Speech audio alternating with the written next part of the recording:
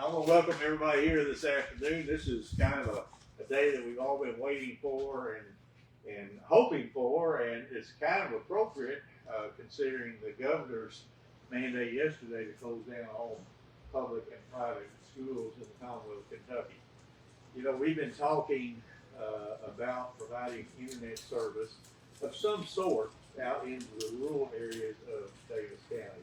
If you look at the fire stations, and while I'm at it, I want to thank our fire stations, our volunteer stations, for allowing us to put this equipment together on their in their stations. But if you look at it, we are providing this service in the rural areas where we have volunteer stations strategically built, and hoping that it's going to help those young people who are going to have to do remote learning, and sometimes some business people who may have to work from their office, to at least come, download assignments, to download their work schedules, and it gives them some semblance of connection to the world that we've all become used to.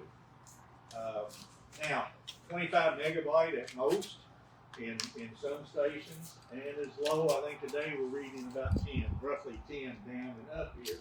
Doesn't sound like a lot, but if you don't have anything, it's a tremendous connection. So I'm very appreciative again of the fire departments for allowing us the use of their fire stations. I'm also appreciative of David Smith and Andy Ball, David from my governmental affairs office, and Andy Ball from emergency management. They got together. David actually brought this to me, I don't know, David, 6-8 months ago when we first went in to the shutdown. And it's taken a while to make everything work, but I finally think that at least we've got something that will make life a little bit easier and give connectivity to the rural citizens. So I'm going to turn it over to Andy. Andy, you talk about it a little bit. Sure. Like the judge said, about 6 to 8 months ago, he and David Smith came to me, mainly because I was using a router with our search and rescue squad that we thought would be able to support the community as it does with our rescue squad. So I went out and I tested it at some of these stations that we now have it at, and it seemed like it was going to be a good fit. So we put our foot forward and we began to plan out how we wanted to do this. Like the judge said, it has taken some time. We've had to work with AT&T and as well as the local volunteer fire stations, and our maintenance folks who helped assist me with installing the equipment. Right now we have it at 7 of the stations. Utica Fire Station, Stanley, which we're at right now, Mosleyville Station, St. Joseph Volunteer Fire Station, and then Masonville Station number 2, which is in Pleasant Ridge. We've got Knoxville, and then Yellow. That's where we've got them. Now, just like the judge said, the speeds will vary. This is a cellular-based service that we're providing. So Stanley, for instance, where we're at right now, there's a tower just a couple hundred yards that direction, and we're able to point our antenna right at the tower, so we're getting pretty good speeds. Whereas, such as Knoxville, I've had to add a second antenna onto it to even get the speeds of 8 to 10. So they do vary, and they will probably get better as all the foliage comes off the trees. It is line of sight with the cell towers. One big thing we ask is those that will use this service, please do not block the fire bays. Knoxville, the best we could do was right in front of the building next to the bays. You can get it out into the parking lot a little bit. But the best service there is right next to the building, so please do not block the bays when you use this service. Chief, do you want to say anything about your all's role in this? Yes, I'm glad the court has decided to do this. It can help the people in the community. Also moving more towards the recruitment too, to show that the court is really involved with assisting people that do not have internet with internet service to get their schoolwork done. All right, if that's it, anybody have any questions that you would like these two gentlemen to answer? Yeah, I actually would like to know kind of the range. So how far do you building, or how close do you have to get to the building to be able to use the service? Sure, I was just measuring Stanley out here at all points of the parking lot here on this side of the building, and I was able to get the same speeds throughout the entire parking lot to the highway. Now, if you go on the other side, obviously it'll be limited, and I can either get inside the router's in another room, in their main training classroom. I can get the same speeds inside the bay through the walls in the back of the building here. So Andy, will the number of people using it, will that cause it? it will affect it, especially if they're streaming any type of videos or tutorials or anything like that. If they're just downloading and uploading school homework and stuff like that, then they could probably get away with 20 to 25 users at a time.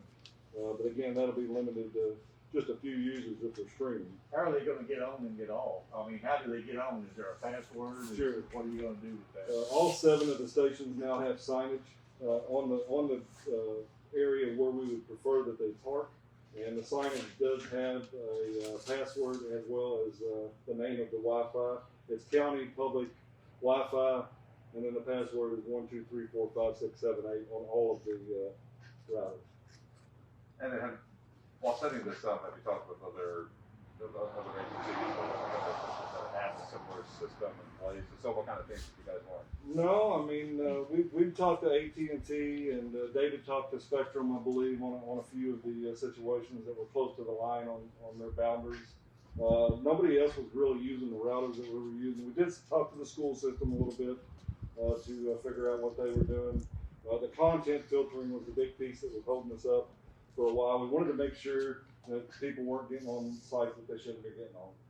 So we worked it out with AT&T. It's called Access My Land, and they do content filtering on that. And then Utica uses their own service, not our router, and they have content filtering through their service provider. And what kind of things are you guys hearing from residents in regards to the need for a reliable internet service, especially now with the schools either are or on their way to We've been hearing that for years, and as you know, out in rural Daviess County and rural Kentucky, for that matter, internet service, reliable internet service, affordable internet service just isn't there.